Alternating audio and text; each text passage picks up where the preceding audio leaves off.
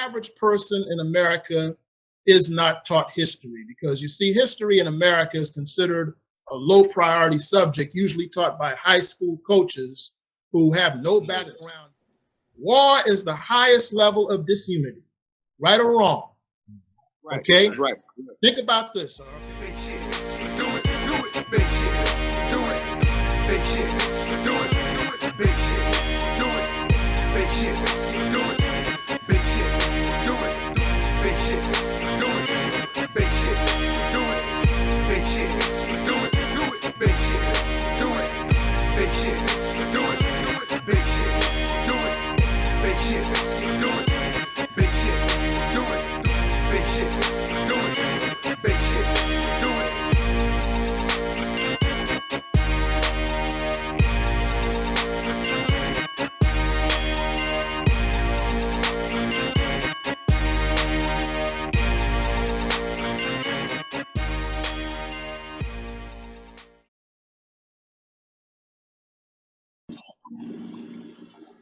All right. Welcome back, watchers and listeners. You are now tuned into the new favorite three. This is the Triple S Show, the Steel Sharp and Steel Show podcast. Please allow us a moment to introduce ourselves. What up? What it do? It's the honest Mr. Thomas signing in. It's time to get it. Kenneth Fly Holmes, food for thought entertainment, brain food, baby. Let's go. Already, and it's your boy Big Banks Jefferson in the building. Y'all know how we do. It's the Triple S Show. Let's go. Already. All right. Well, tonight, man, we got a special guest, man. Beeb and myself had the pleasure of growing up in the same neighborhood and, you know, coming up under some of the tutelage that this guy's led. He's a historian, man. He's a real deal guy. Like, he knows a lot. He's very informative, and we pleasured to have him, man. So I hope y'all enjoy this one. It should be good. Ladies and gentlemen, Professor Damon Fordham in the house tonight. How you doing, brother? Already. Blessed. Very happy to be here. It's good to have your home folks acknowledge you like that. I appreciate that. Already, man. It's good to have you. It's good to have known you for these years and, you know, seeing some of the wonderful things you've done. Yeah, absolutely. Right. And let's not forget we a professor at the Citadel and also the College of Charleston. Yes, but sir. not only that, sir. We're talking about a guy who's an author and a historian for African American history, which is, you know, this day and age, is what we have to know. It's what people, you know, what we've been missing, the real history, the true history.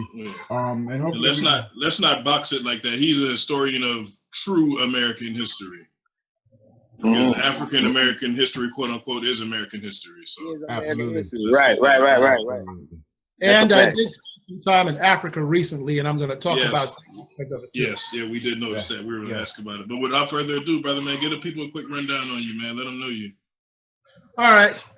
My name's Damon Fordham. I'm the adjunct professor of history at the Citadel. I got my master's out of the College of Charleston, undergrad, University of South Carolina.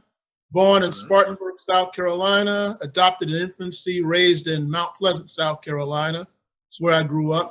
Then came down, became a mother for a number of years, and so I inherited the house. So I'm basically back where it pretty much started.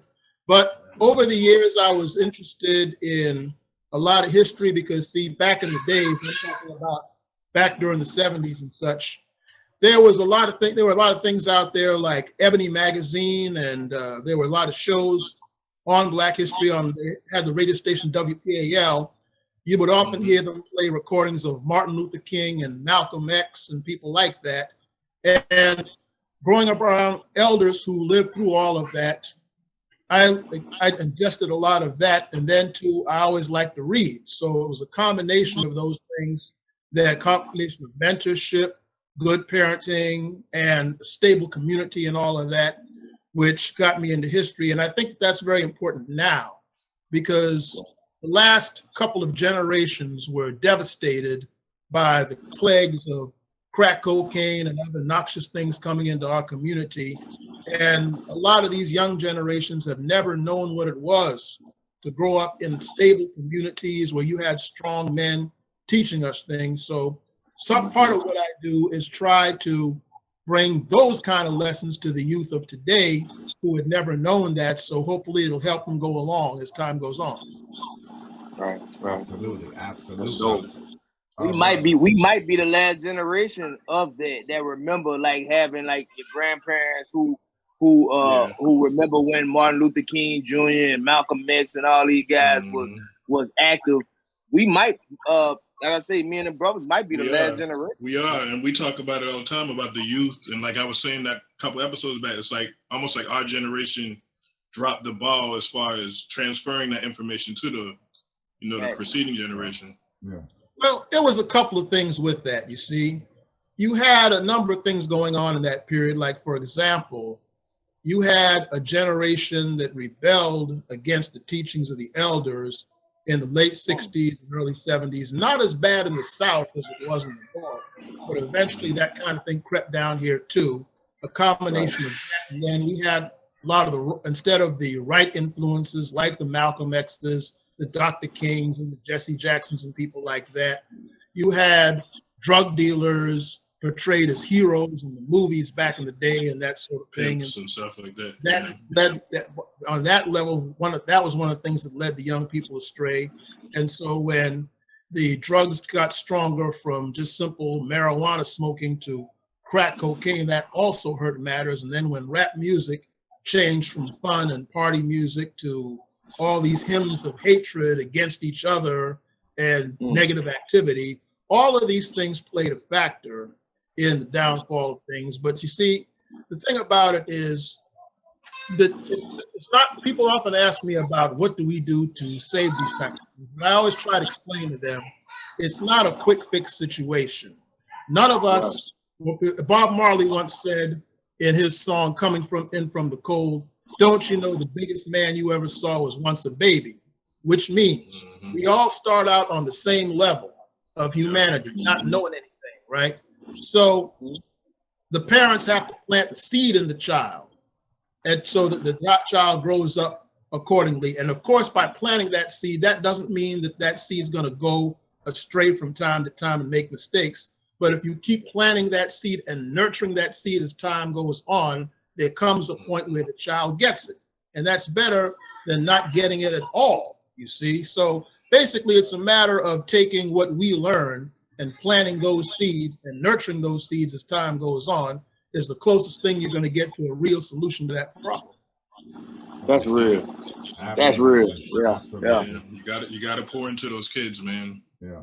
And and since we're on it, I remember a time coming up, and especially when we moved over to Mount Pleasant, I remember there would be guys that would stop us as when we were kids, and we would talk 30 minutes, 1 hour, and not so much us as kids talking, so much of these older gentlemen talking and giving us some teachings and giving us a little insight, on real life stuff, the real world stuff. And if you look around now, you don't see that.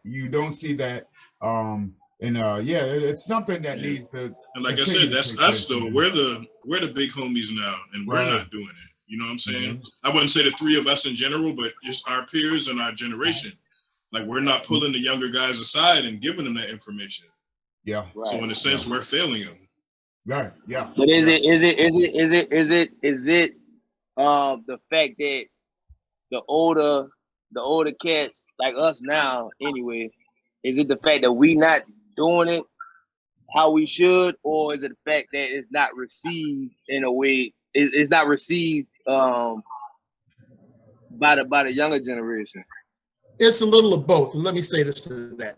Thanks. A few years ago, I was in a soul food restaurant in Charleston, Hannibal's, and I was talking with some old heads Shout from out the to stick. Hannibal's.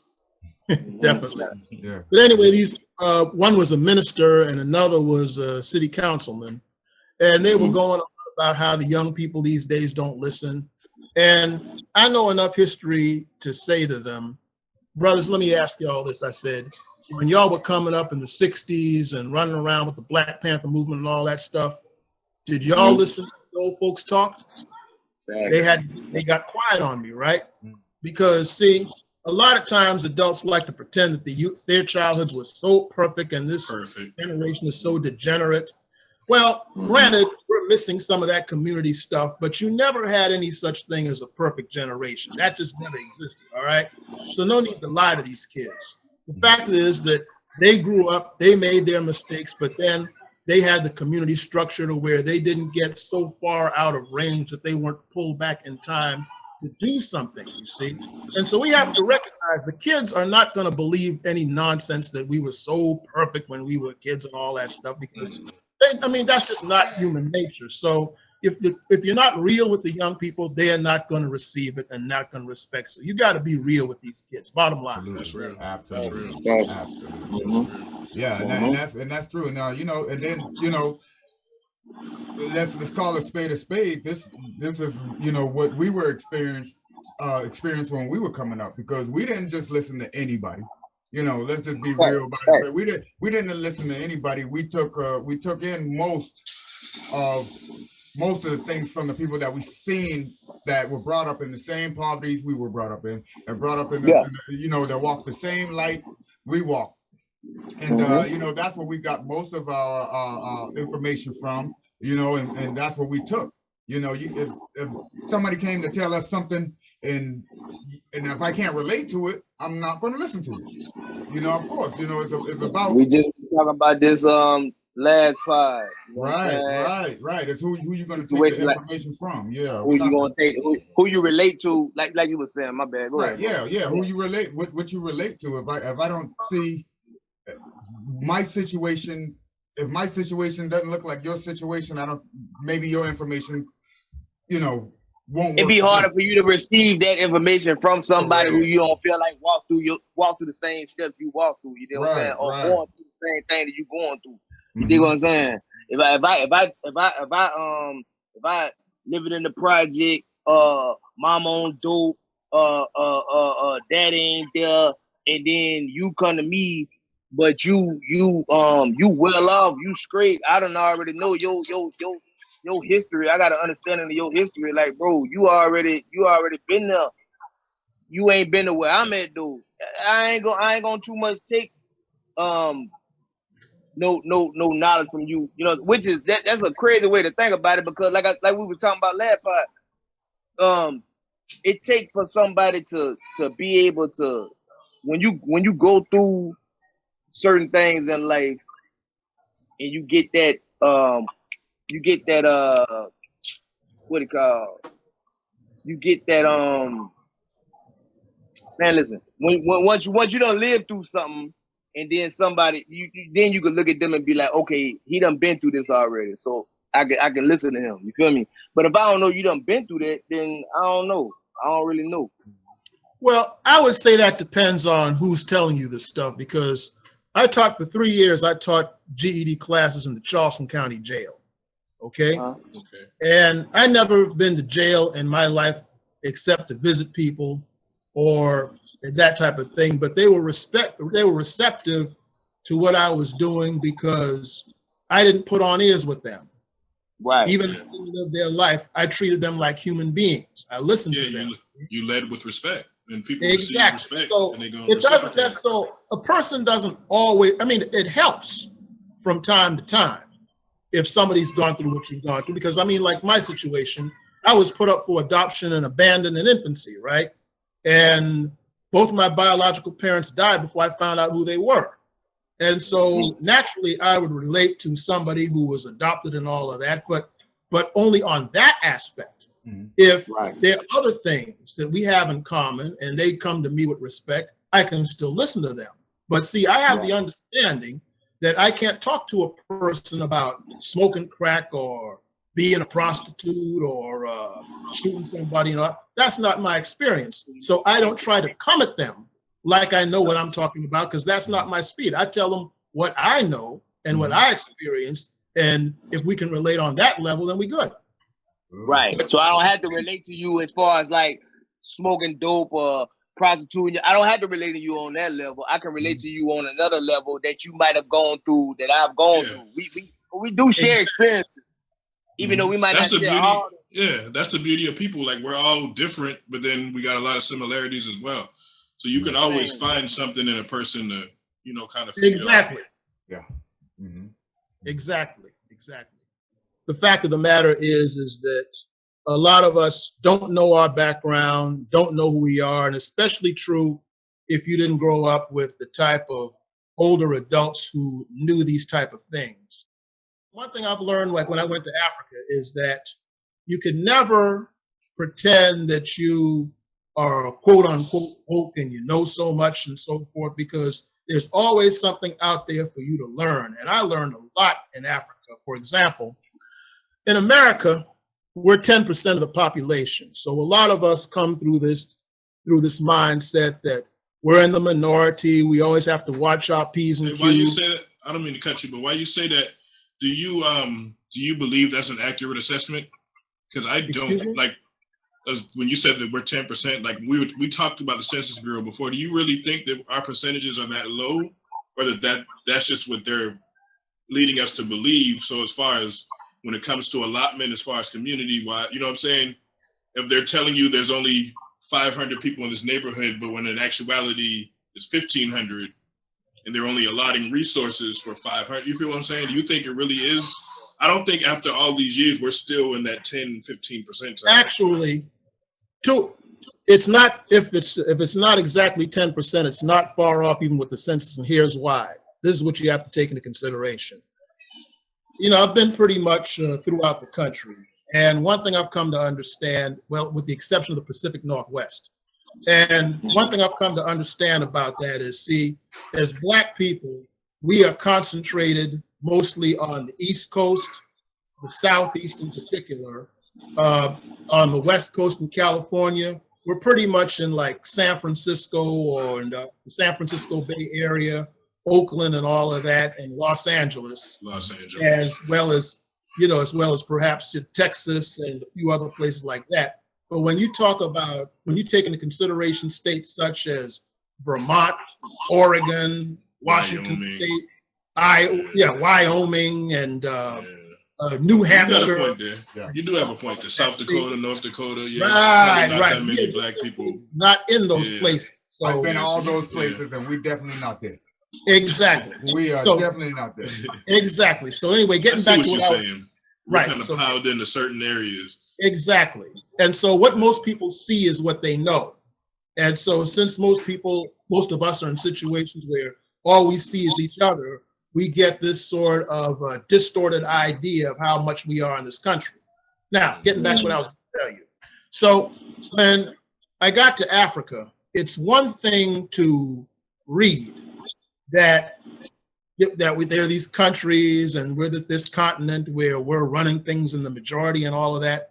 But when you come from America, where we're in a minority within the population, and you get off the plane in a place like Dakar, Senegal, West Africa, and you go into the city of Dakar and you see nothing but us running these huge cities and running whole countries and all that, to actually see that is different than reading it. And I noticed that the people over there, they have this high level of self-confidence that a lot of us don't have here. They believe in themselves. You don't see people on the corner doing nothing. They're out there hustling, trying to sell clothes, trying to sell food and all of that. You go into the library over there, the kids are 100% quiet, even though the library is packed. When the teacher walks in the room, they stand up when they walk in the room. Then even if you go into the jungle villages, they have the young children in manhood and womanhood initiation ceremonies where everybody knows their role as a man and a woman. I mean, it just blew my mind how a lot of them kind of have their acts together like that. And I told them at the University of Gambia, I said, when I come back to America, I'm going to tell people the truth about Africa. And that's also part of the because we over here, they're telling us these people are like almost Neanderthals, like they don't even know how to use electricity. Listen, and they show you all these crummy places and make it seem like it's so downtrodden. Listen. I mean, there's poverty everywhere. We got more poverty here than half the damn world, you know? Well, see, I mean, it's going to be poverty, but there's places over there that's beautiful. I mean, I haven't been, and you have, but there's places over there that's beautiful, man. Well, I can tell you that as a matter of fact. I mean, if you check, I did a couple of videos when I was over there that showed that fact as a matter. I did some things in Dakar, Senegal, and in Gambia and so forth. At one of the hotels in Gambia, in Banjul, in the capital of Banjul in Gambia, West Africa, the hotel looked pretty much like Wakanda and all that. But here's the thing, and this is on my Facebook page too, by the way. But let me say this about all that, okay? As Americans, we tend to think of things in absolutes. We tend to think of places and people as being all good or all bad, all rich or all poor. And that's just not how life works. In Africa, you have beautiful cities like Dakar and Lagos and Johannesburg and other such places. And Dakar is run top to bottom by Black people, basically. And most beautiful cities that I've ever visited in my life, okay? But again, just because there's some areas of Africa that's poverty, and there is some poverty in Africa, but there's also wealth too. So you have to balance this, but you will only balance it either by reading or traveling. If you can't afford to travel, you can read, but if you actually go there and see it on another level altogether. I walked off the plane, first thing, the brother who was there to pick me up, he goes, "Are you Professor Fordham?" And I said, "Yes." And he goes, "Assalamu alaikum, my brother. My name is Saku, and I will be your guide." And I'm like, wow, you know, he's just showing me all this brotherhood right after I got off the plane. And it was just like that throughout the journey. I mean, those, you know, people often ask me things like, is it true that they don't like us? Bro, let me tell you, those Africans, whether I was dealing with university professors and people at the museums down to the villages and the jungles and all of that, everybody over there showed me nothing but love. All right. I was actually going to ask you that. I was actually going to ask you that question. That's crazy that you. Most people know only what they're told, and what they're often told are things that are dead wrong. And see, a lot of people have not been taught how to use critical thinking to separate the good stuff from the junk. And so this is why you have to go out and find these things for yourself. And man, I tell you, some of the pictures I took over there with me and some of the children and all of that, meeting some of the queen mothers of the villages and all, it just blew me away. And matter of fact, I'm going back again next year because I had such a good time. But I made connections over there too. And I made these videos on my YouTube channel while I was over there for precisely this purpose, because so many people only know what little they are told and they never think to go beyond that. But oftentimes, because they're not told how to sift information, they often go to the wrong information and don't know how to distinguish that from the right information. So basically, when I got back, I'm just here to tell you a lot of these things that the average person doesn't know, that if they knew it, it would be beneficial. Stay right there, because I wanted to touch on something, right? You just touched on something heavy just now, right? Because I see you had say, okay, the Green Book, right? By Vic Green. Okay, I see you had say, like people may know about the Green Book, but then we'll see, like, just say Hollywood will make a movie about something, right? And then we'll take the movie because it may say based on true events or based on true story, whatever the case may be. We'll take the movie for like that's the real story. Even though I think all of us on this thing know that that you get the book is always better than the movie, right? Everybody feel that same way? Oh, okay, my man.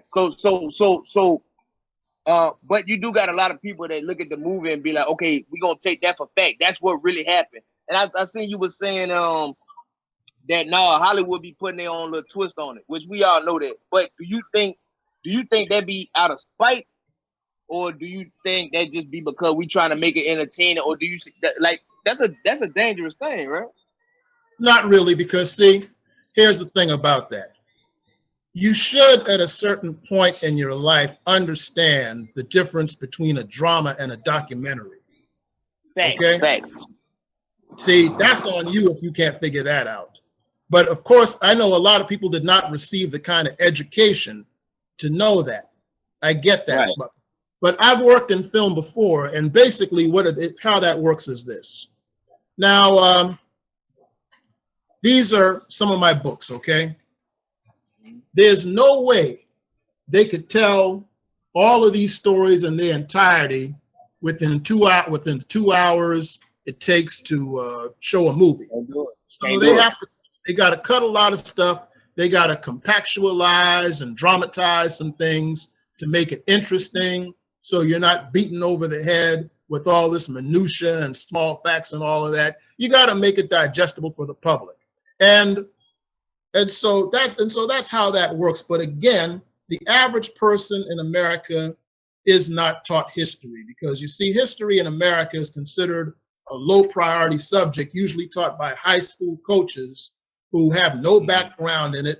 They're just reading out, and so they don't teach you how to look for a primary source of a material and how to weigh that in the balance, whether they're listening to truth or whether you're listening to the trash and so forth. So without growing up with the understanding of that, you grow up following everything out there. Case in point, I was talking to a guy who was trying to tell me that Baines in the Malcolm X movie was this guy who betrayed him. And I said, excuse me, but Baines didn't exist. There was no Baines.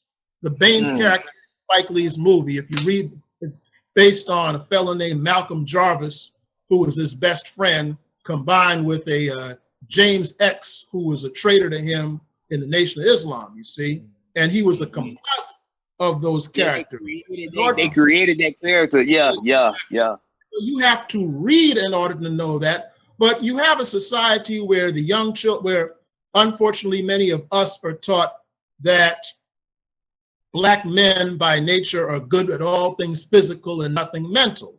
I grew up hearing that so-and-so was always good at ball and all of that, but you rarely heard of a Black male who was good at reading, because we weren't encouraged, most of us weren't encouraged that way. Now, when I was good at books and bad at sports as a kid, you talk to some of the older people my age in Mount Pleasant, people thought I was weird growing up because I was into books and I just was simply bad at sports. I was awkward. I outgrew my awkwardness. But, you know, it paid off for me in the long run. But there are a lot of young people who get lost because of that sort of thing, because all they know is what they're told, and what they're told is often wrong and negative. And I'm going to get into why they're told that momentarily. Oh, absolutely. Absolutely. That's dope. Yeah. So history and knowing the right history. But I've seen you mention a few guys, a few sources for us to be able to get some true history from some true historians. I think as Mr. Henry Louis Gates. My man, my buddy. I think he spoke about Dr. Carter G. Woodson, also the founder of Black History Month. Right, correct. And as long as you've been studying history and not just studying but teaching, because I'm sure you learn new stuff all the time. You read, yes, and so you're obviously always studying.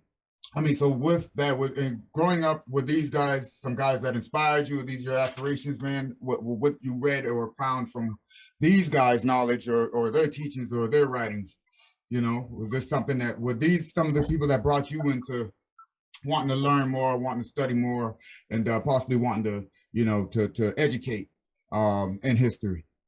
Well, let me give you an example of that. He's dead now, but Lerone Bennett used to write for Ebony Magazine back in the day when they still had Ebony Magazine. And I remember he did a story about Marcus Garvey, who was basically he was one of the main people that propagated the idea that Africa is our homeland and that we should have unity among Black people throughout Africa, the West Indies, here in South America, and so forth. And I remember the way he wrote about it. He had this picture of Garvey addressing this crowd back in the 1920s before microphones were invented, and huge crowds where he's up there going, "Up, you mighty race, accomplish what you will," and so forth. And things like that just inspired me when I was a boy. And so when I went to Africa and saw that so many people over there were into Marcus Garvey and his teachings, Marcus Garvey himself never set foot in Africa, but yet his teachings over there revolutionized things. There was a fellow in Ghana named Kwame Nkrumah, who read Marcus Garvey's teachings, and that's what inspired him to be the liberator of the nation of Ghana from the British in 1947. and he named his navy after Garvey's fleet of ships called the Black Star Line. He was like That's how he deep was it like is. the godfather of Pan-Africanism, man. Exactly. And speaking of which, a He lot was of a people great don't man. know this. He But really was. That's who we should be talking about, like as a society. We don't even mention them like that. And speaking of Pan-Africanism, guess what? Do you know what they have in Africa? They have both the African Union and the Pan-African Parliament that settles their affairs over there, just like you have the United Nations over here. For example, a few years before I went to Gambia, they had this dictator named Yahya, right? So they had this election where Yahya refused to concede the results. Sound familiar? So the African Union and the Pan-African Parliament went and sent tanks to Gambia and told them, bruh, you need to get out of here with that mess. And so they had to install the rightly elected leader of Gambia. They did this without interference from any European or outside country. It was the Pan-African Parliament and the African Union that did that. And that's the kind of stuff that happens over there that you don't hear about over here. Right. I'm about to say, I wonder why there ain't no movie. But we get the Hotel Rwanda's though. We get, you know what I'm saying? We get movies like that. Well, I understand that. Well, now let me say this about Hotel Rwanda, okay? Now, there's no denying that really did happen, because I met Paul Rusesbagnia, the real Paul Rusesbagnia, who that story was based on. That is true, but again, a lot of Americans do not understand balance, context, and nuance. Yes, those things happen over there, but good things happen over there too, and that's what I'm here to tell you. Oh boy, talk about it. Right, that's real. No, that's real. That's real. Cause I don't like the way. Nah, don't get it twisted. I love the movie Hotel Rwanda, but it's like whenever you watch it, you be like, damn, that's all it is over there. You know what I'm saying? No. Let me say this about that, okay? In Senegal and Gambia, where I was, they have the various tribes, the Wolof, which I found that I may be related to actually, because over there they swear that's what I am. I met the Fulanis, I met the Mandingas, I met the Fules, and so on and so forth. They have an understanding between the different tribes and the different religious groups over there. They have a non-aggression pact sort of thing where their philosophy with that is out of many, there's one. You see, they respect the fact that there are these tribal differences, there are these religious differences and all that, but they work together as nations, you see? Because now you mentioned Rwanda, that's important in this context. A lot of those nations over there learn from Rwanda where not to go with that kind of stuff, you see? And that's the important thing to understand. But Rwanda, and this is a question more. This is not a statement. This is a question. Sure. But Rwanda, they whole mix up came from the Europeans, correct? Well, yes, but see, here's the thing about that. Human nature being as it is, you are always going to have some sort of division between people and all of that. That's not a black thing. That's a human thing. Okay. Yeah. So even before the Europeans came, you had groups that were warring against each other and things like that, because again, that is human nature. But again, you have to be sort of well-rounded to understand that, because here we're taught that, well, black people are disunited and everybody else got their act together. That is not true at all, because think about this, fellas, okay? Yeah, we have our problems and all of that, but listen to this. War is the highest level of disunity, right or wrong. Okay? Right. Think about this, okay? World War I, World War II, Vietnam War, Korean War, atomic bomb, Afghanistan, Iraq. If we so disunited more than anybody else, did we start any of that? I rest my case. Never have, never will. Now one of them. Okay, now we can we're a war for profit. These other we're things. a war for profit nation, man. Actually, we have to be involved in some type of war. That's what we thrive off. That's what stimulates our economy right there. War. There you go. There you go. Now let me get into why a lot of this misinformation about who we are exists in the first place. Okay. Now here's a little known fact. After the fall of slavery, you had what was called the Reconstruction era. Okay. And this was when the North tried to reform the South from its old ways. So they allowed African Americans to vote, as in 1870, we were made citizens in 1868 and all of that, right? So you had things that are little known like this. This gentleman right here, that's Alonzo Jacob Ranzier, a Black Haitian American. He was the lieutenant governor of South Carolina from 1870 to 1872, okay? Gentleman on the cover here, Robert Smalls. Some of you might have heard the story about how he sneaked his slave family on a Confederate ship out in Charleston Harbor and sailed them into freedom. Guess what? On January 23rd, 1868, they had a convention over on Meeting Street in Charleston, 76 blacks, 48 whites, to redo the Constitution of South Carolina. This Robert Smalls got up and said, January 23rd, 1868, all children between the ages of 7 and 14 must attend public school at least 6 months a year under penalty of noncompliance. That's the first public school law ever passed, this not only in South Carolina, but this far south below the Mason-Dixon line. All right. We had this gentleman right here. Never knew that. Well, I'll tell you why you don't know this in a minute, okay? This is a sample, Bishop Richard Harvey Kane, right? Not only did he come down here and start Mother Emanuel AME Church, he also built the black town of Lincolnville, South Carolina, to show how we could be self-sufficient and all that. And back when they had a riot up in Hamburg, South Carolina, he led 1,000 people to the market to protest that. And when the police started hassling a young boy, his men started shouting for the police to leave him alone, and they left him alone. Okay? Now, so this period in American history, so hold on. So you also had in Louisiana, a black man named Pinckney Benton Stewart Pinchback, who was the governor of Louisiana in 1872 and 1873. What was his name again? Pinckney Benton Stewart Pinchback. He was also the founder of Southern University in Baton Rouge, who was the second largest black college in America.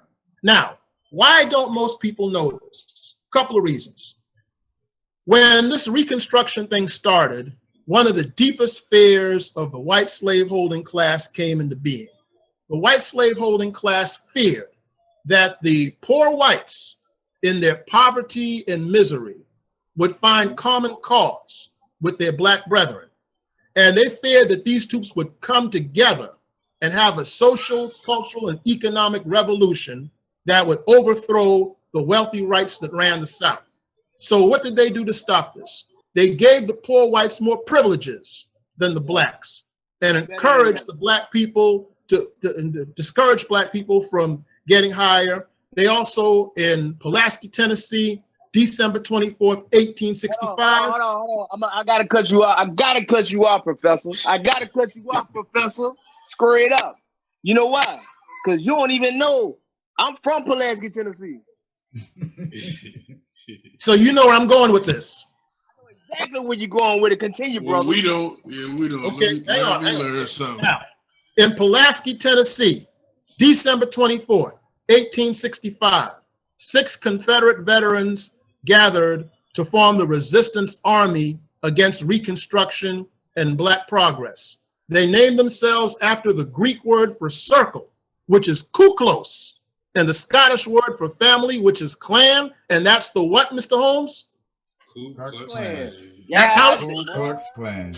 Wow. Hey, That's how it's done. So a lot of this was designed to maintain black people as a permanent class of cheap labor, so that the wealthy whites who ran the South could stay rich. Okay, in other words, it was divide and conquer of the poor so that the rich can stay rich, and that's what racism is all about, Charlie Brown. Boy. boy, he killed that. He killed that. Listening. Now, I got to add this. I have to add this. The reason you don't know this is because after the fall of Reconstruction, the Daughters of the Confederacy wrote things like that out of the history books and replaced it with pro-Confederate history. And those books remained in schools in South Carolina till 1984, the year after I graduated. But let me go real deeper than that on y'all, okay? In South Carolina. We was alive when all this happened. Excuse me? Mind me to cut you off, but the three of us were alive when all this happened. This all along the fight. But anyway. It still goes on. All right. This is Benjamin Tillman, the father of segregation in South Carolina, okay? It's against the state. That's right. Hang on. Now, these men, Tillman was the architect of segregation in South Carolina. When he was governor in 1893, he sent a black man named John Peterson to a lynch mob up in Denmark, South Carolina, right? And it was he who drafted the laws, the segregation laws of South Carolina. But this book that I just wrote and did research on out of the old newspapers and such, tell a story that would just blow the minds of the average person in the state. There were these 6 brave black leaders, okay? And I'm gonna get the picture right here just a second. There were these 6 brave black leaders. Among them was Robert Smalls, who I talked about earlier. Here we go. Right. These 6 black leaders. There was Robert Anderson from Georgetown, Isaiah Reed from Beaufort, the great Robert Smalls, William J. Whipper, a black lawyer on Broad Street, James Wigg, a black lawyer from Beaufort, and Thomas Miller, the founder of South Carolina State University. When they made the segregation laws in South Carolina in 1895, these 6 brave black men marched to the Capitol. And for 3 months, they did what they could in the face of insults and threats to try to stop that. They were unsuccessful. They lost 116-7, but through their loss inspired what became the civil rights movement in South Carolina to put a stop to all that once for all. They lost that battle, but in the end, they won the war. Right. Talk about it. Yeah, that's a real thing. The 1895 segregation fight in South Carolina. I gotta cop all them books. All 4 of them. I gotta cop them, man. Screw it up. Okay, well, you can find them in both your Barnes and Noble stores as well as Buxton Books on 160 King Street downtown, or you can order them online. Either one. Just put in my name, and you can get all 4 of my books. Okay, yeah, I gotta get them, man. I gotta get them. See, but it's important that young people know this because you see, Malcolm X said in a speech in Los Angeles, February the 5th, 1962, that you could never do anything if you thought you never did anything. So that's why this. Yeah, that's powerful. Yeah. That's powerful right there. That's powerful right there. One more time. Yeah, say it one more time for him, brother. One more time, bro. Yeah, Malcolm said on February the 5th, 1962 in Los Angeles, you could never do anything if you thought you never did anything. Still sharp. You know what? I seen a video of you, right? And you was basically talking about the parents of the parents was basically they didn't think they were okay, hold on, because I wrote this down. This real. I want to get into this. Okay, so Jamestown, Virginia, 1619. Right. First slaves brought to the colonies from Africa, right? That wasn't the first time. The first time. No, the first time was in Georgetown, South Carolina in 1526. First slave that was ever brought over here. Right, that's Georgetown. But here's what happened with that. This is important. What happened in Georgetown is a story not told very often. Any of y'all from New York before I go on further with this? Anybody here from New York? I'm from Pulaski, Tennessee. Okay, well, there was a great leader in New York named Adam Clayton Powell back in the day. Oh, I know. I heard about him. I heard about him. Yeah, they say he was a bad dude, man. He's yeah. Adam Clayton Powell wrote this book in 1945 called Marching Blacks. Okay? And in the book, he talks about how in Georgetown, South Carolina in 1526, there was a Spanish explorer named Juan Lucas Vasquez de Ayllon, who came here from Spain with the first African slaves. But get this, he was a bad administrator, so the Africans rose up and killed him, and they fled into the forest in Georgetown.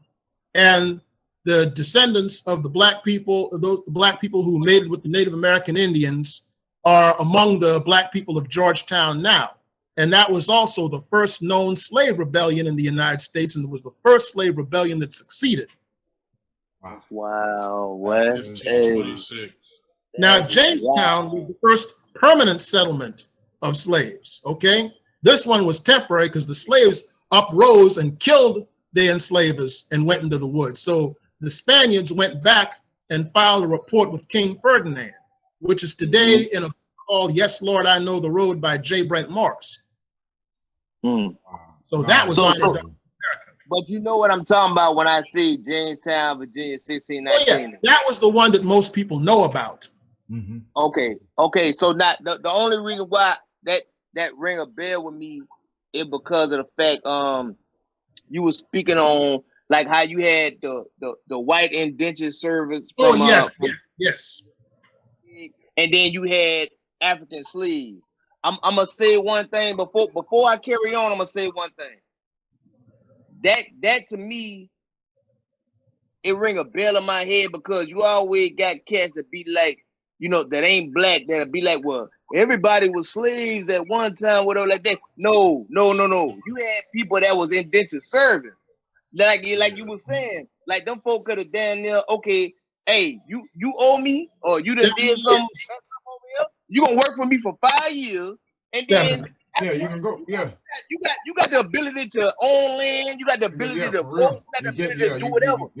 You can get out of here, take your earnings, and go. Our people came over here as slaves, like, and I'm gonna tell you something. I know you already know the business, but John Punch.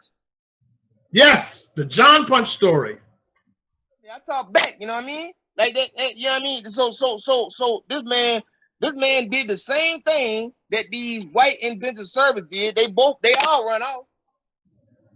But he was a slave for life, and the others got a few years. That's right. Right. That's crazy. So how is this man a slave for life? And please, hold on. Matter of fact, this is not a statement. This is a question. The way that the indentured servants was treated is not the same how the African slaves was treated. No, you mess your job up, you ain't gotta get beat for it. Let me put all that. Get beat if you mess your job up. I'm asking though. I'm pretty sure the indentured servants didn't get thrashed and beaten. To a point. Nick, listen. To a point, because what happened with that was this. They eventually gave up on indentured servants and focused on black slaves because that was more profitable to buy permanently.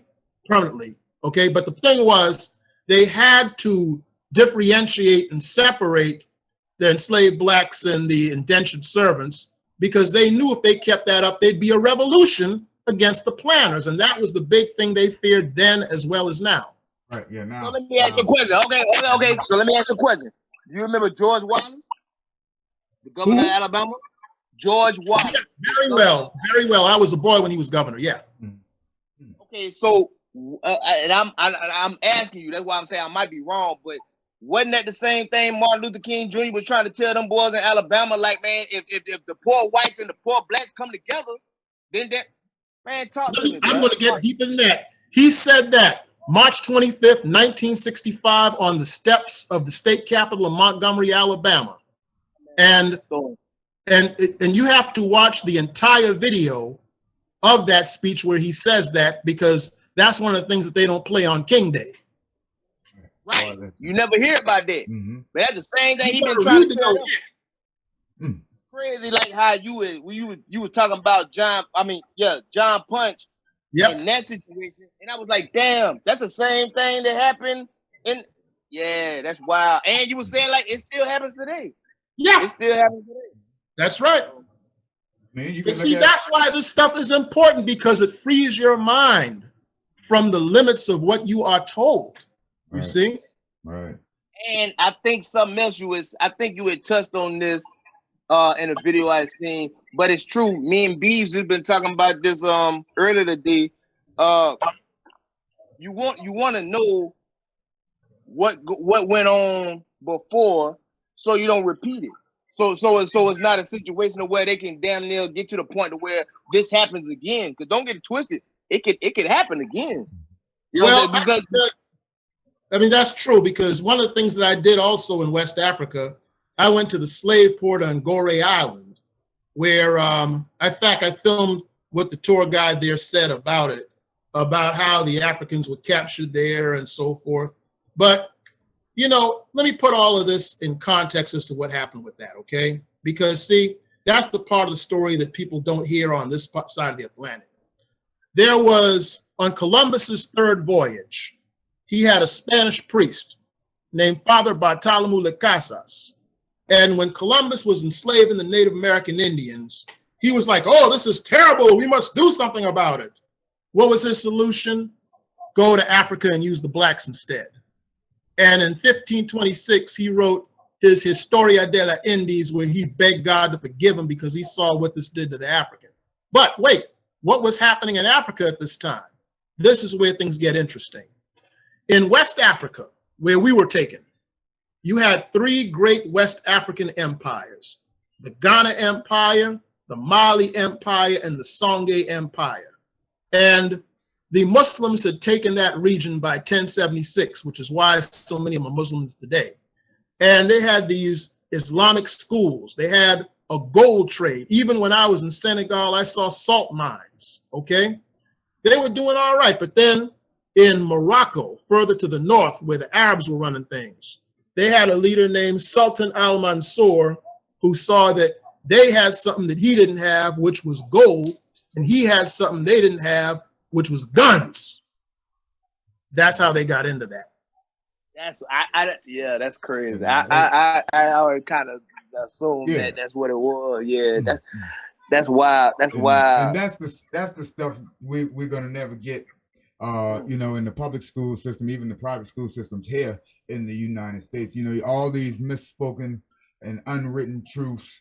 But that's what we got my man Damon L. Fordham here for. You know what I'm saying? To educate us a little bit. Oh, wait a minute, excuse me. I can't take full credit for that. I had an African professor at the College of Charleston named Dr. Muhammad Al-Fabah from Sierra Leone, West Africa, who not only taught, but he would also lead me on to other professors who I would email for that kind of information. And Dr. Henry Louis Gates, my friend and mentor, who does the Finding Our Roots show on PBS, he went there and filmed the ruins of one of those ancient African schools from 600 years ago, and they still had the writings. And he showed them. You go on YouTube and look up a video called Africa Timbuktu Libraries. Dr. Gates is exposing the kind of knowledge they had in West Africa. It's long before the United States was even invented. Wow, that is crazy. And let me say this. I showed that video to one of my class one time. This one black girl from Charleston cried when I showed her that video, because she said all her life, all she knew was ghetto pathology and all the things we did wrong. And to see that, it just blew her away. But the thing is, it's good that it did, because it opened her up to the possibilities, you see. Right. And we can't make any progress if you don't have that. Right. What you said, Malcolm X said, oh, you can never do anything if you think you never did anything. For real. That's powerful. That's powerful, man. If all you think you is what they consider quote unquote ghetto ratchet or over, you know what I'm saying? And not just that, it's just the image that they portray of the overall black man in America. That's propaganda. That's propaganda. Propaganda. But see, here's the thing about it. It serves a purpose, because that leads to a permanent supply of cheap labor. So in reality, we still in slavery.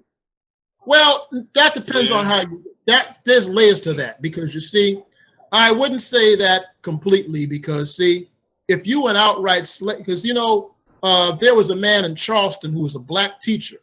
He was a free black man named Bishop Daniel Alexander Payne. And he said that the difference between a free man and a slave is superior knowledge. And if you have that ability to get some superior knowledge, you're not a slave. Not a slave. Yeah, you're not a slave then. Yeah. That's dope. Let me tell you his story though. Over on Trav Street in downtown Charleston, Bishop Daniel Alexander Payne had a school for free and enslaved children. But because of the Denmark Vesey slave rebellion, Denmark Vesey used the Bible and history books and the Constitution to encourage his followers to rebel. That's when they made it, after they executed him, that's when they made it illegal to teach a black person to read and write. So they shut down his school. But here's the thing. He didn't let that stop him.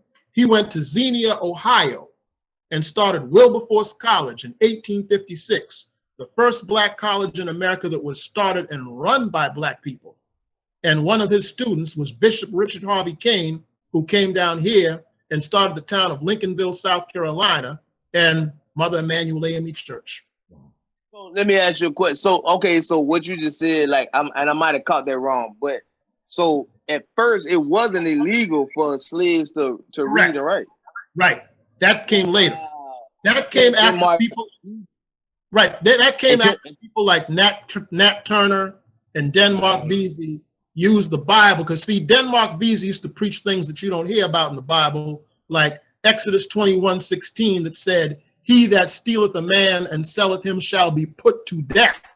And Revelation 13 that said, "He that leadeth into captivity shall be led into captivity." That's why they didn't to read. They're like, nah, we gotta, nah, bro. Yeah, These boys can't read. They're not supposed to know that. Because he taking it the same way how them boys, but see, it'd be the same way how the slave master would take the Bible and use the Bible to the point to where it's like, I can't quote it how you just did, but you know, slaves obey your masters. Bam, there you go, my man.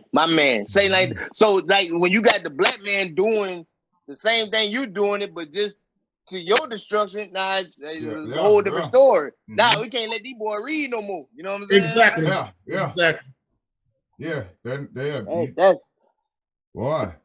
Keep somebody dumb. Keep them stupid. Keep them in the blind. I know B's gonna punch me when he see me, but I gotta do it, man. It's about that time. You got a quote, right? It's not your quote, but it's something that you quoted. A society's greatest madness seems normal to itself. That's it. What does that mean? Very simple. Break it down for us, brother. Okay, here's the thing. Now, if you have a fire hydrant in front of your house, you don't even notice it because it's there all the time, right? Okay, when I was a boy, they had commercials with the Marlboro Man, the Marlboro Cowboy, smoking cigarettes, right? You had even the Flintstones smoking Winston cigarettes in commercials when I was a boy, okay? That's crazy. That was taken off the air in 1971 when I was 6 years old. I show that to my students now, they flip out. They can't believe that. But you see, back then it was so commonplace that it was accepted as normal, all right? In the same way, this is how oppression works. If people see oppression every day, they accept it as normal, you see? And they have to go elsewhere or learn something on the outside to see that it's actually abnormal. That is what, that's what's mean by the statement, a society's greatest madness seems normal to myself. That was written incidentally by a fellow by the name of Harold Bloom in a book called Closing of the American Mind back in 1986. So let me ask you this, right? Oh, my bad. Go ahead, bro. Cool, but that phrase, I believe that what you were speaking of that segment was discussing about the slave market in the 1770s. Right. And this is hometown of this is Charleston, South Carolina. We're talking about. Right. Man, so since we're talking about it, man, let's get into a little bit of the Charleston's slave market back in the 1770s. Sure. The first slaves brought here was John Jr., and Elizabeth aboard a ship called the Three Brothers in April of 1670 by Captain Nathaniel Sale from England. Okay, he was from England. Okay, and primarily the Africans who were brought here primarily were for their skills of growing rice, because they had the rice plantations here. And they were and a lot of them were from Sierra Leone and Liberia and other such places. So they were isolated on the Sea Islands from Georgetown down to Brunswick, Georgia. And because of their isolation, they kept more of their African speech, folk ways, and culture than any other Black people brought to these United States. And many of these folks were from the Gola tribe of Sierra Leone and Liberia, and some were from the Kise tribe of those same reasons. That's where we get the phrase Gullah Geechee. Now, moving right along. So as far as slave markets go, they started out at Sullivan's Island by Fort Moultrie. But by about the late 1600s, early 1700s, they would toss the ones that died on the boat out by the waters there. And the smell made the white people there complain. So they moved that to Adger's Wharf, which is over by where the new museum is built, as well as where you have the old exchange building on the corner of Broad and Ace Bay. There was a platform for slave sales there that was taken down in 1856, and there's a sign there now. Why? Because the people at Charleston were disgusted at seeing them up there chained and naked and whipped and all of that. They didn't want to see that in the street. So they complained to the mayor, who had an alderman named Thomas Ryan, who owned a building on number 6 Chalmers Street called Ryan's Mart. So they made a deal where they would ban the slave sales on the outside, and Thomas Ryan would sell them on the inside. And that's what we now know as today as the Old Slave Market Museum. Yeah, so it wasn't a point of I'm disgusted in what you're doing to other humans. I just don't want to see it. I just don't want to see it outside. We don't want to see it outside. Yeah, exactly. They take that off in there. I just don't want to see it. You know what I'm saying? Exactly. I want to. Exactly. That is just wild. But they didn't want to eliminate because it was making too much money for Charleston. Making money. You were making money. Yeah. And that's why I say earlier about like certain situations like that, like you can't really never say that won't happen again, or it can't happen. I'll say it can't happen again, because if it got something to do with money, the world gonna change. If you know what I'm saying, if it make enough money, if it bring enough revenue in, the world gonna do whatever they're gonna do. You know, people gonna do what they're gonna do. You feel what I'm saying?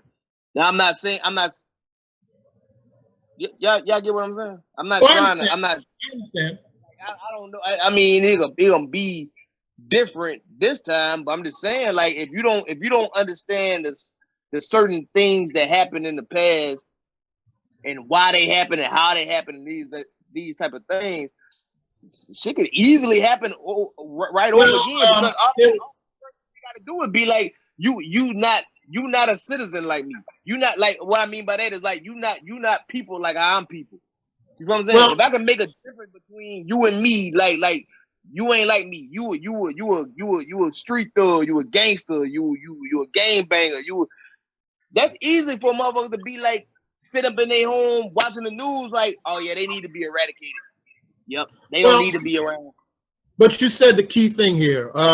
There was a philosopher named Jorge Santayana in 1896 at Harvard University that said it best, that those who don't remember the past are condemned to repeat it. Right. Real talk. That's crazy. That's it in a nutshell. Listen here. You can't say no better than that. No better than that. You can't put it in no other terms, man, and that's crazy. But it's the truth. But then that makes sense to why they trying to make it like, because now they don't teach our children the past. Because I think you were saying about this, you was talking about They want them to repeat critical it. race theory. Critical race theory. That's just actual That's It was like history. they Okay. trying to when you explain, and I want you to do them again. You explain what critical race theory was, but now they trying to like put it all together like, nah, bro, that's hate speech. Or that's why we trying to take it out the books, because we don't want to teach. Nah, bro, that's history right there. And if we don't know it, it'll be easier for us to allow it to Fall happen right back again. into it. Yeah. Okay, first of all, critical race theory is not Black history. Let me make that clear right now. What critical race theory is, it's something that higher level academics use to study how race relates to the legal system. That's all it really is. But what happens is that a lot of times when these politicians can't have any real programs or any real progress to offer their people, they throw them this propaganda to make themselves look like they're going to save them from a threat that doesn't really exist, okay? So that's what that's really all about. But let me say this, all right? Don't worry about what they, quote, aren't teaching your kids. They are libraries, they are bookstores. There are places you can order books and all of that. All you have to do is, if you're looking for a legitimate Black history, look them up, order them, and take it from there. That's it. Yeah. We got the guy though. You know what I'm saying? I know 4 books. At least I know that I can. You know what I'm saying? That I can. That's for accounting. That's for accounting. We working on any new books, Damon? Yes, I'm working on one about the old folk stories that the elders used to tell. I'm working one on the forgotten Black folklore of South Carolina. Okay. Sweet. Definitely gonna look out for that. And I think I don't know how long it's gonna take me to read all these 4 books now, but I'm definitely gonna read them all. For sure. Yeah, It's interesting. It's interesting. Yeah, very interesting, man. And that's informative. Yeah, very informative. And those books are true stories of Black South Carolina. Yes, sir. That's one book we got there. The Voices of Black South Carolina. That's another book. And in that book, I read the introduction to it, and it said 88 years before Rosa Parks, a Black woman who kept her seat on a stage car. That's a story that I've never heard. The only story of bravery and courage of that sort was, of course, Rosa Parks for me. See, the young people are growing up in an environment where they are not taught, they're not encouraged to read things like this. And a lot of times the parents don't even know these books exist. So it's not entirely their fault when it comes to that. What happened was in 1867, there was a Black lady named Mary Bowers who fought to keep her seat on a streetcar in Charleston, you see, and she took on the local government and won the right to sit wherever she wanted, okay? That's in 1867, and that stayed in effect until they made segregation the law of the state in 1895. Wow. Now, before you ask, go ahead. I'm sorry. How I know all of that is because, see, years ago, I used to work in the library, right? And I used to work where they took the old newspapers and turned them on to microfilm. And so I would read these old forgotten newspapers and find these stories that most people had forgotten all about. And I would copy and save and collect these kind of stories. And these are the type of things that I'm talking about nowadays. These things that have lied forgotten for years that most people now don't know about. That's how I get this stuff. Okay, so my first question would be, in the environment that we in right now, or in the era we in right now, do you think are we on dangerous ground? As far as like, don't nobody really, you got cats out here that do read and do their research for themselves now. Feel me? But we kind of live in an era now to where it's like it's so much information everywhere, and some of this information is fake. Some of this information is bullshit. Some of this information ain't what it is. And then you got it. So what do you think we land on now? Like, as far like, you understand what I'm saying? I'm going to break it down to you like this, okay? And this is an original quote on my part. In times of crisis, false prophets do well. Separate the facts from the foolishness and separate the good stuff from the junk, okay? The first known historian as such, okay, was a Chinese man named Sima Khan. And his methodology was this. He was writing a book about the history of China that's still used today over 2,000 years later. And he would collect facts from things he read and people he talked to. And if the facts remained consistent with all of his sources, then he could count on it on being correct. If he saw that they were things that happened out of date or improbable or didn't match up with all these other sources confirmed, that's when he knew he had to leave it alone.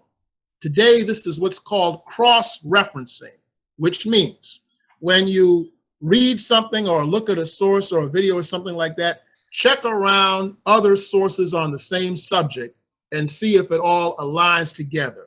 The stuff that does not align and consistent, you know to leave it alone. The rest that's consistent, that's when you keep it. And that's how you separate the facts from the foolishness and the truth from the trash. That's real. That's real. Mhm. That's real. Yeah, I think a lot of times, like, cause I be seeing a lot of like different videos and all that type of stuff, man. Just on it.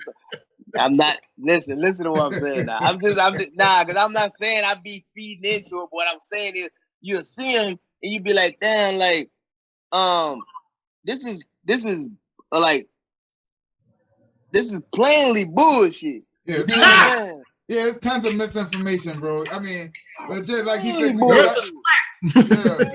yeah. But I know, cause I be seeing, I be like, this boy got so many views on this shit. I say, what it is we would rather be entertained than educated. For real, You for know real. what I'm saying? There's a couple of things to that. It's not just that. That's part of it. But another part of that is this too. You have this generation of young males in particular who never knew what it was to sit at the feet of the wise elder. They're bitter because they never had the father or the father figure in their lives, right? The schools didn't teach them jack, or if they were there, they didn't learn anything, or it wasn't presented in a way that caught their attention. So they're hungry and searching. So this is why you have these individuals who get up on there selling people all these pipe dreams and all of that, and phony schools, and saying that they're going to get them reparations and all this sort of thing. Knowing good and well they're not going to do any of that stuff. But again, they find out, they do the oldest trick in the book. Find out what your people want to hear and tell it to them. Sound like a politician to me.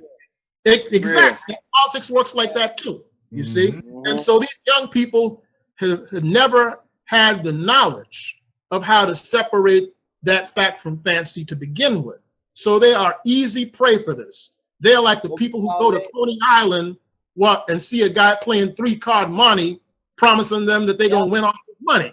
It's the Yep. And I don't like that you use that example because I was young. I done did it. Yeah, I ain't gonna lie. I fall bit into that one time. I feel thinking I thought I was gonna become a millionaire off the guy. I thought I had him. Took all my little $300-400. Wait a minute. Didn't you just say earlier? I love you, B. You can relate. That's crazy. Yeah, I fall into that. You have to put these things in a way that people can relate, right or wrong. And so that's real. So I have to give a real example of that. Yeah.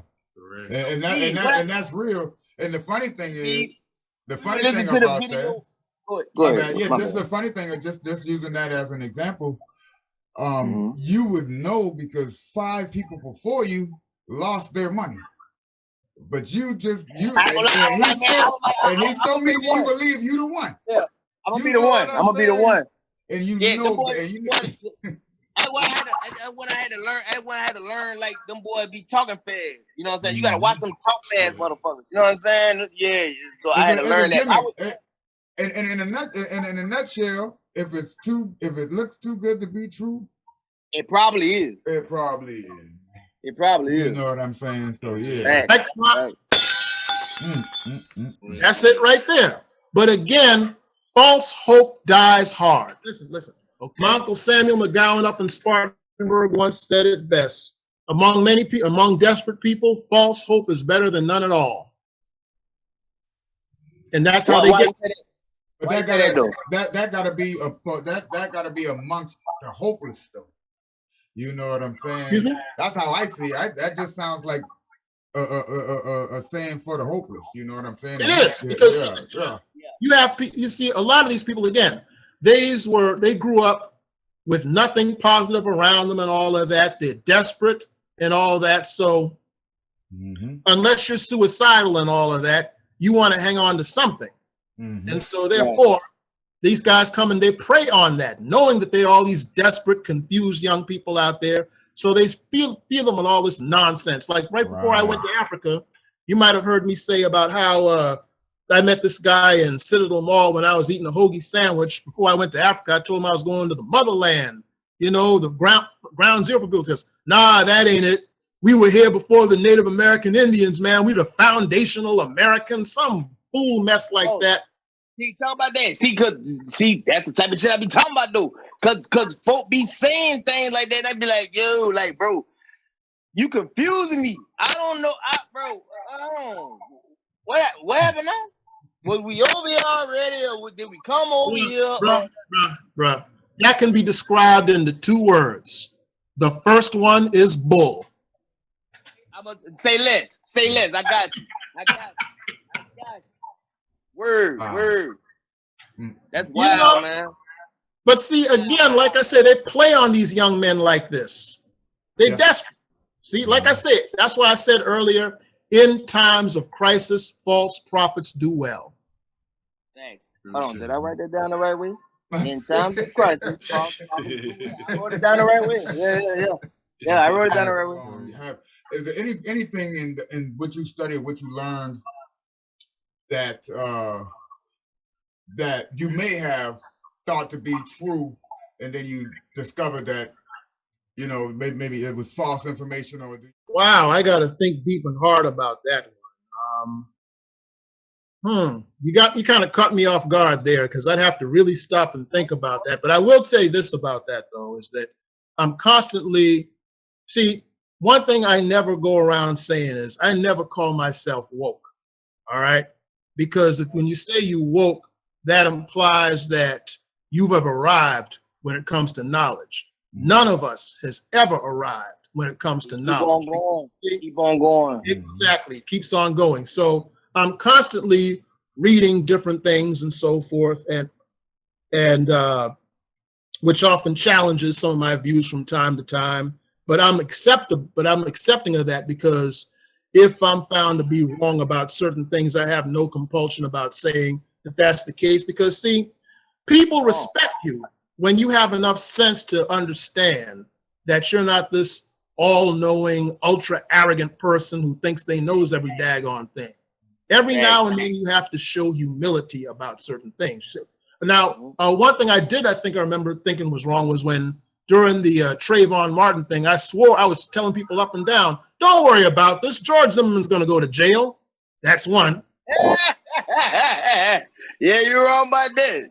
You're wrong about that, bro. And in the election in 2016, I said, man, this country is not stupid. They're not going to vote for Donald Trump. And boy, look at him. I ain't gonna lie. I said the same thing, though. I said the same thing. I was wrong about those two things. You know? Super wrong. Yeah. So I don't pretend that like I'm infallible or something like that, because when you think you know every day, it's like Esau Jenkins, the great civil rights leader out of Johns Island. Dude had a 4th grade education and owned businesses from Charleston to Atlantic Beach. Okay.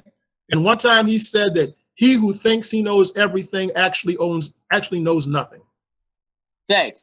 That's a fact. Yeah. I say that a lot. The wise man knows that he knows nothing. Okay, my man. That's Confucius said that, but yeah. Cause I quote Confucius sometimes. I'm like that. You know what I'm saying? I mean, I drink beer and smoke cigarettes, but I quote Confucius sometimes. You dig what I'm saying? Like we right there.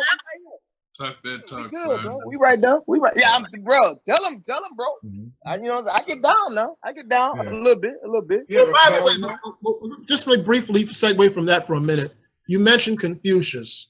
Well, about a couple of thousand years before him in ancient Egypt, there was the first known philosopher, Ptah-hotep, who once said that that do not be proud and arrogant with your knowledge, because wisdom can be found among women at the millstones, which means you can learn something from everybody. From everybody. Yep. Yeah. You can learn something from your kids. You learn just on an everyday basis. You just You always got to be in a situation where you continue to grow. I wanted to ask you another question too, brother. You would say something about. Matter of fact, it's two questions, but I know my brethren wanna get on the other subject as well. But the first subject is it was black slave owners.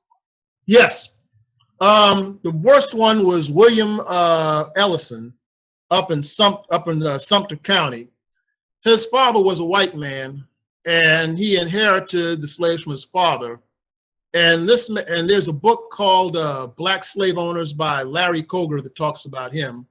This man was so ridiculous that he owned 63 slaves and had a torture chamber that he would rent to other white slave owners. Then get this. So then his two sons had the audacity to try to join up with the Confederacy when the Civil War started, and the Confederate recruiters told those two black fellas who tried to volunteer for the Confederacy, "Negro, please, man, get out of here with that mess." Okay, so when slavery ended, the black people ran as far away from his plantation as possible because he was so dirty. That's William Ellison. He was one of the worst of the black slave owners. There were about roughly 3,000 of them in America. Now, let me tie this in with something. People often talk about Africans. You saying it was roughly 3,000 blacks in America? In the country. In America, yes. In America. That's wow. That's a lot. Bro. Well, every race has their traitors. That's a universal. Facts. That's a fact. Because again, see, people think in terms of absolutes. Real life doesn't work that way. What do I always say, B? But I don't want to talk in absolutes. I don't want to talk in absolutes. I'm just saying for this. I always say that. Yeah. Because you got to think outside the box, man. And I mean, this is real life, and just it's dog eat dog on all from all aspects and all levels. You know what I'm saying? On the small level, the high level. So yeah, that's believable though. You know, it's the same. Well, again, you check out Larry Koger's book, Black Slave Owners. He did his research. He has the notes to where he got the information from and all of that. And I've checked some of that stuff out, and hey, no lies there. Wow. That's wild, man. Sound like a bunch of we sick massa to me. Pretty much. Sick boss. We sick boss. Right. Yeah, that's crazy. House Negro in the Field, Negro speech by Malcolm X, Detroit, Michigan, November 1963. And then I guess another thing would be, what do you think about the Kanye West / Kyrie Irving situation? Now we heard you just speak at the Citadel. Like you spoke about the Kanye West situation a little bit. But what now? What about the Kyrie Irving thing too as well? Okay, here's the situation with that. Now I can only speak in terms of what he said in regard to the video. All right. Right. Now, right. The whole aspect. See, here's what the thing is that see, in people's echo chambers, they only get the part of the story that appeals to their emotion. So a lot of black people think that they're mad at him because he said that the original Hebrews were black. There's more to the story than that. The video in question says that the Holocaust that happened to the Jews was fake and that Hitler was pro-black. That's nonsense. Yeah, they wilding. Okay, gotcha, Okay? gotcha. Those are the things that these other folks find so offensive, and rightfully so. And so what you have in that situation is that that as far as the color, the Hebrews and all that, to be totally honest with you, I don't know, and I personally think that's irrelevant. But when you say what happened to the Jews in Europe never happened, I mean, I've interviewed too many of them and seen too much evidence to believe that.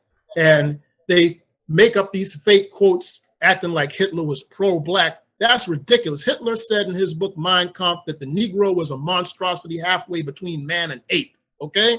Okay, so how the hell that, right, so how you get, right, okay, talk about it, that's wild. Yeah, but that's see, wild. A lot of people, to see again, people are not taught how to dig deep into a story. Now, I don't know that much about Kylie Irving, to be honest with you, beyond that, but I would hope that the people around him would just sit down with him and wise the brother up so that they understand that he's latched, because, you know, you can't latch on to something that's not real and expect a whole lot of support. So I would just hope that he would sit down with some wise counsel and tell him, look, bro, this stuff you viewing here, this is a bunch of nonsense, and you will make yourself ridiculous. I remember earlier I told you about a scholar named John Hope Franklin. Yes, sir. Okay. He died. He was born in 1915 and died in 2009, right after he went to see President Obama inaugurate. I saw him 3 times and spoke with him on several occasions. And on one occasion when I heard him speak, this lady got up and said that this book was racist and had to be taken out of the schools and how terrible this book was. And Dr. Franklin said, "Madam, did you read the book?" And she backed off because she didn't read the book. And she said, "Sister, I say with all respect, always do your research so that you know what you're talking about, unless your opposition will make a fool out of you." Or Dr. King himself put it in this way in his last book, Where Do We Go From Here, written in 1967. He said that whenever you do battle with your enemy, make sure you are as armed as with much knowledge as they are. Better be. Right. That was dope. Yeah. I like And that. that's the advice I would give to Kylie Irving. Yeah, have your You know, man. Have your you know receipts another thing, Dr. King said you had go over this too in one of your YouTube videos. I would advise people to go check out your YouTube and definitely go buy your books. Yes. That YouTube page is The American Storyteller. Yeah. Yeah. But Yeah, it was check that a out. video on there where you were telling the story, and then you actually showed the footage of Dr. King, his speech. And one thing he said was, I'm not gonna preach the propaganda of burn baby burn, but build baby build, organize baby organize. That's right. I was like, I like, cause I'm gonna tell you this right here too. The type of person I am, the way them boys, or the information I've been fed was like, Dr. King was weak, Malcolm X was the one. You dig? But the more I learn about Dr. Martin Luther King, I'd be like, shit. And he said something else in his speech. He was like, man, somebody got to have some damn sense out here. Basically, that's what he was saying. You know what I'm saying? Like, somebody got to be thinking out here, man. That's the part that moved me too. Incidentally, it was oh Lord, Telia Rivers who edited all that in there, by the way. She's Shout out. right. She was back in the 90s when I used to do a Black History radio show, WPAL radio. She produced that show. So she got with me and she has all this editing and all that. And that's how that worked out. Because I was telling her about when Dr. King came to Charleston, and she said, hey, look, let's get up and do a video about that. And there that was. So I have to give her credit for all that. I showed her where to find the footage and she edited it in, and there it was. But yeah, Dr. King said all that right over at the Charleston County Hall, July the 30th, 1967. Yeah. And that's one of the things that he said. Now, getting back to what you said about the people who were used to go around saying that Malcolm was the man and King was a punk and all that nonsense like that. Here's how that works. Is that Malcolm was a man of the streets. So naturally, his follower, he would know how to relate to the brother that's in the streets. Dr. King was a child of the black middle class and college and church and all of that. So naturally, that group would identify with him. But unfortunately, people think in absolutes in real life. So you have the people out in the street who think that Dr. King was a punk, and you have the people who are of the college and church and the black middle class thinking that Malcolm was this crazy wild man, right? But if you give a chance for the brother in the street to listen to Dr. King uncensored, aside from that little piece they play on King Day, and if you have middle class black people listen to Malcolm uncensored, they'll see that both sides will see where they were making a whole lot of sense. So I say that to say, don't depend on television to teach you things. You got to go out there and find this stuff for yourself before you make an intelligent decision. Because we all know what television means. We all know what it breaks. Yeah, you know what I'm saying? So yes, do research, people. And actually, I never thought. I don't know what other cats thought, but like me personally, growing up, I never thought like Dr. Martin Luther King was weak. I actually thought he was stronger, but just for the resistance. You feel me? But at the same time, I couldn't really relate to that because I'm like, but I kind of heard. I mean to cut you down, but I kind of heard the reason why they was really trying to kill him like that because he was starting to lead more to that unfiltered side of himself. Well, I heard that he was, you know what I'm saying? Like he was starting to be more. Here's the thing. He was moving. What he was trying to do, his last campaign, was literally to end poverty in the United States. So that right there, they were going to have the Poor People's March on Washington, which in his absence after his assassination turned out to be a disaster. But in either case, here's the thing about things like that. You see, you have to go out and you dig up these things and you learn for yourselves and all that. And it wasn't, of course, just Dr. King and Malcolm.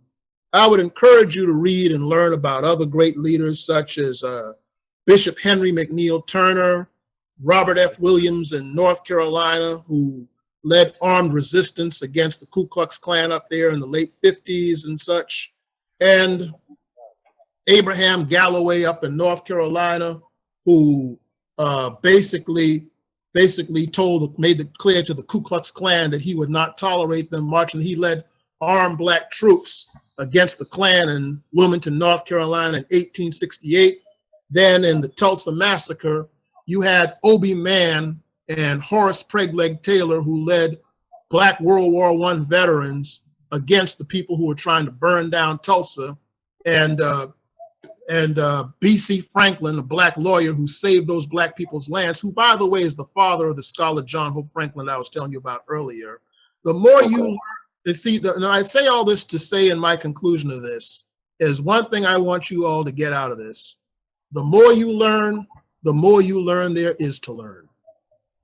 Let's just go back to what we were saying before. Like a wise man know he don't know nothing. You know what I'm saying? You can keep on. But let me. I wanted to ask you this too. Or I wanted to put this out there. Okay, so you know, and I hate to keep going back to this, but I'm just saying, like, just for instance, with the Kanye and Kyrie shit, right? Okay, boys tweeted some things or said some shit or whatever the case may be. Okay, but is that hate speech? Because at the end of the day, and this is why I'm saying this is why I'm saying this. Because in my hometown of Pulaski, Tennessee, every year the Ku Klux Klan still is they had their meetings on Times Square. Well, see, hate speech in itself is not illegal in America, contrary to popular belief. It's still protected under the Constitution. Now, getting back to Kanye, again, it was not widely reported in a lot of African-American circles that what he said was that he wished DEFCON 3 on the Jewish people. But I thought DEFCON was like more like DEFCON is like if you come at me, like it's a defense. DEFCON ain't like an attack, is it? Is DEFCON an attack or a defense? Okay, let's be real about something here with this, okay? Like you shouldn't say it. All right, listen. If somebody said that about us, how would we react? Kanye done said crazy ass shit about black folks. No, I'm not talking about Kanye. I'm not talking about Kanye. I'm saying if somebody white said that about us, how would we react? Yeah, it'd be all hell breaking loose. Let's just be honest. I think we would be mad on social media. Well then, outraged. Yeah. I think we would be mad on social media, and I think it would die down after a couple of days or after a couple of weeks. Okay, that's a pretty good point. But because the truth of the matter is that that's probably what's going to happen with this thing anyway, because I really don't see people talking about this stuff next month, to be totally honest with you. Yeah. Thanks. Yeah. But let me say this about that, okay? This is one of the problems right now, is that Dr. King also warned us that when there's no leadership, you have answers that don't answer, solutions that don't solve, and explanations that don't explain.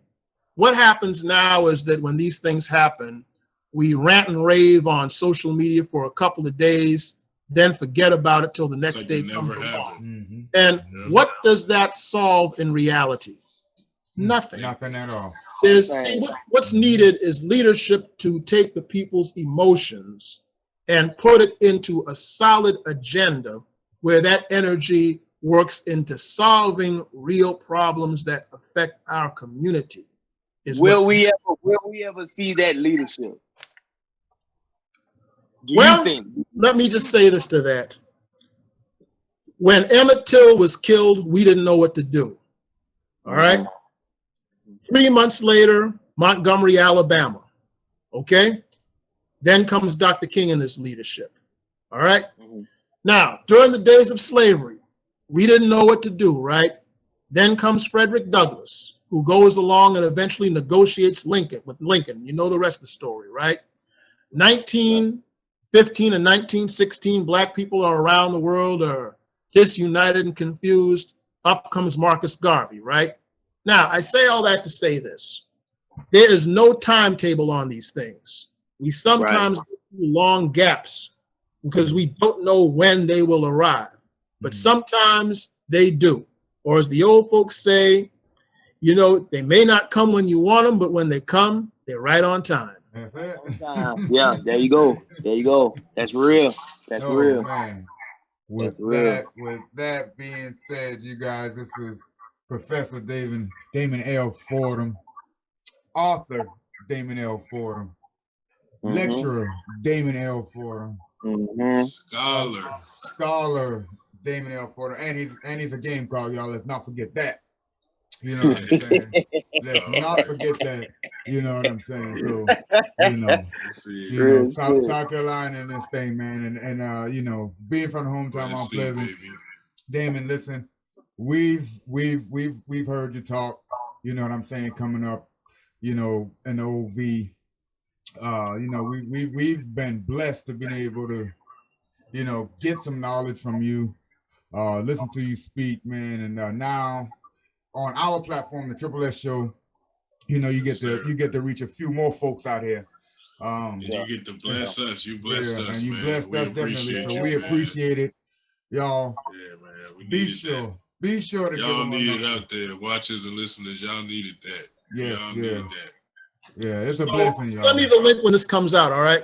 Oh, absolutely, Damon. Absolutely. Listen, we appreciate you for being with us on the Triple S Show, the Steel Shop and Steel Show podcast. Once again, people, this is Professor Damon L. Fordham. Be sure to check those books out. Check them out on the YouTube. The the American Storyteller. Like, subscribe, follow. A lot of knowledge. You can just soak it all in. It's a lot of content, a lot of good stuff, man. And I am your boy Big Banks Jefferson. Check me on the IG.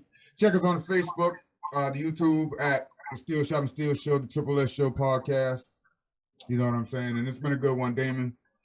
Man, I can't say no more, man. That's just it, man. It was a good one. Hey, on the slick, hey, check out my dog Kirk Brown on Facebook, man. He got the line out. You know what I'm saying? I can't remember the name of the line, man. Damn, I should have slapped myself multiple times because I can't remember the name of the line. But Kirk Brown on Facebook, man, he got what you need. You dig what I'm talking about? Straight up. Shout out to Brown, bro. Charlestown Brown.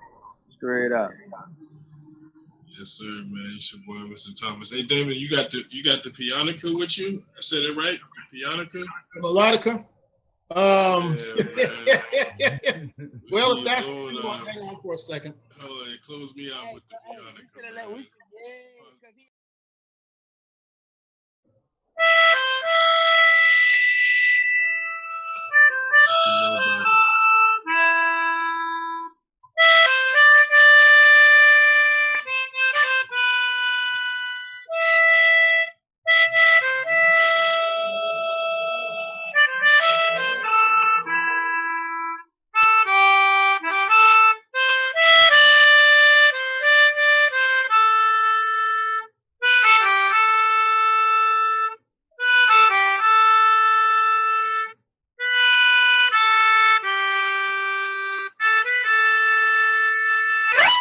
There you go. Right. Hey.